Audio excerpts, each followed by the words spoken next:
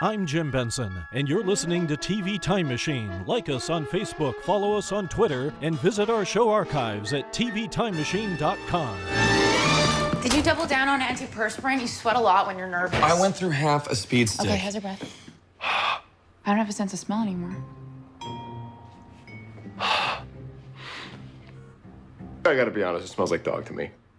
But I'm sure it's minty fresh. You know, I should just postpone this thing. Well, why? I'm turning tomorrow. So? So he's saying that you feel wolfy, right? Okay, I don't know what feeling wolfy means. Josh, be the wolf. Be the wolf. Be the wolf. Today on the TV Time Machine, we transform ourselves as we pursue being human. In this edition of our program, we are pleased to welcome Sam Huntington, one of the stars of the hit TV horror series Being Human. Mr. Huntington has played Josh, the conflicted werewolf, for 4 seasons on the series, and is probably best known for his role as Jimmy Olsen in the film Superman Returns. Over the next segment, Sam Huntington will help us explore virtually every aspect of this funny and frightening series, which airs Mondays at 9 p.m. on Sci-Fi. Again, for those of you intrepid enough to get really hairy, feel free to turn as we leave our paw prints in the past to make our mark in the present.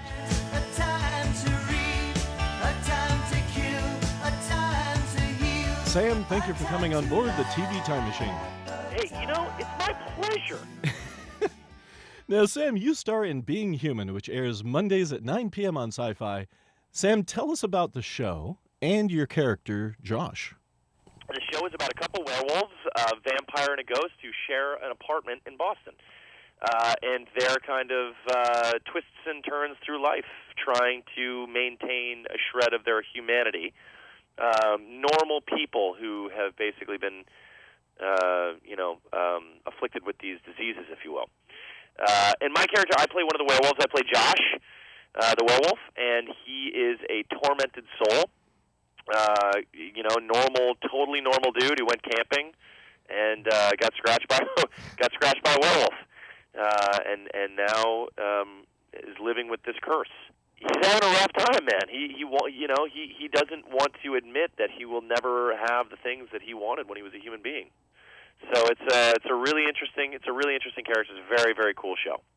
Now, speaking of having a rough time, there was quite a cliffhanger at the end of last season. Now, without giving away too much, what can we expect this season? Well, at the end of last season, as people who watch the show would know, Josh kind of gets trapped in his werewolf form, and that's when the show wraps up for season 3, and then. So now, beginning of season 4, he is still tied to the lunar cycle, but instead of he's Josh, the human being, who turns into a werewolf once a month, it's the other way around. He's a werewolf who, on the full moon, becomes his human self again, and he's not psyched about it. He's really having a rough time. He's right on the brink. He is. More tortured than ever, if you will, and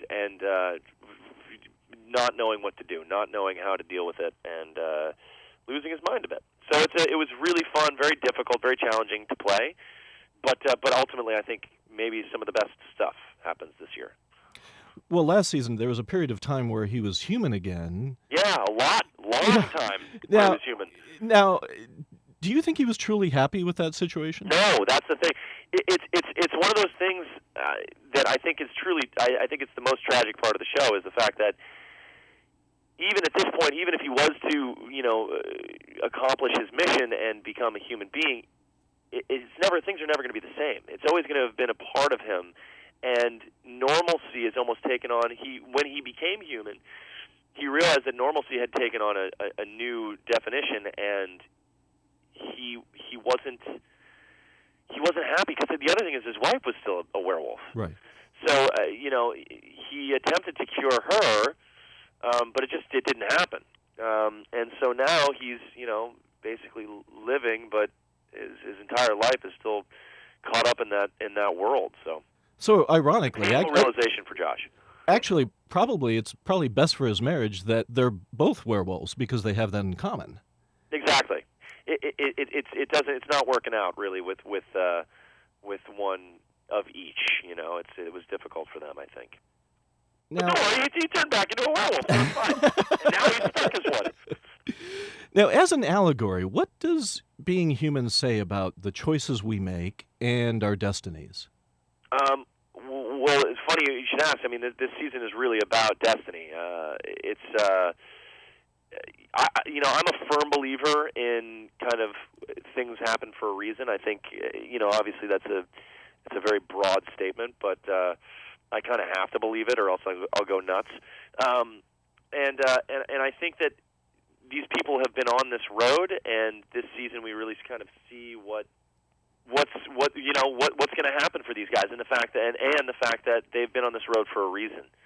But at the same time, it's funny. You could strip the supernatural element out of the show, and it would still exist. It would still work. The ghost is just all these things are just metaphors. The ghost she's not seen, and she doesn't have a purpose. She doesn't have a reason, and the vampire is an addict. Who's going to have that demon his whole life, and the werewolf is a rageaholic, a guy who struggles with his aggression and his inner demons, and so the whole show is just one big metaphor. It's called Being Human for a reason. It's beautiful, I think. Well, if you strip away the supernatural aspects of the show, isn't the core of the show basically the story of friendship? Absolutely, no question. Friendship and survival, and helping each other through your issues and your problems and your afflictions. Now, one of the amazing things about Being Human is that it can be very dark, but it can also be very funny at the same time. Absolutely. I love that about the show. It's one of the most honest things. Is it difficult to maintain that delicate balance? It is, but at the same time, it is. But especially it was this year. I mean, it was very challenging for me. But at the same time, a lot of times when you're going through these heavy emotional things in life, you can't help but laugh. And I think that's something that our writers have nailed, and it's a gift that they've given us as actors, is that you're constantly being, as characters, they've laced in this beautiful objectivity. So they're really like taking stock of their own situations on the show, realizing the absurdity and laughing at themselves. So I think it's really well constructed. It's always, the other thing is it's beautifully written. So a lot of times it's easy to get to those places where you can make a joke because it just comes naturally. So yeah, I mean, yes, it's difficult. It's a difficult job just in general, but that's one of the fun parts, I think. Sam, where can people find out more about yourself and Being Human online? Well, I'm on Twitter at Sammy Huntington. And then beyond that, I think you go to sci-fi.com to find stuff about the show. And, I update people on Twitter. And, you could always, just call me on my cell phone, too. Which the number is... The number is... Yeah, right. Sam Huntington, starring in Being Human, which airs Mondays at 9 p.m. on Sci-Fi. Sam, it's been a tremendous pleasure having you aboard the TV Time Machine. Feel free to join us again in the future or in the past. Hey, thank you so much.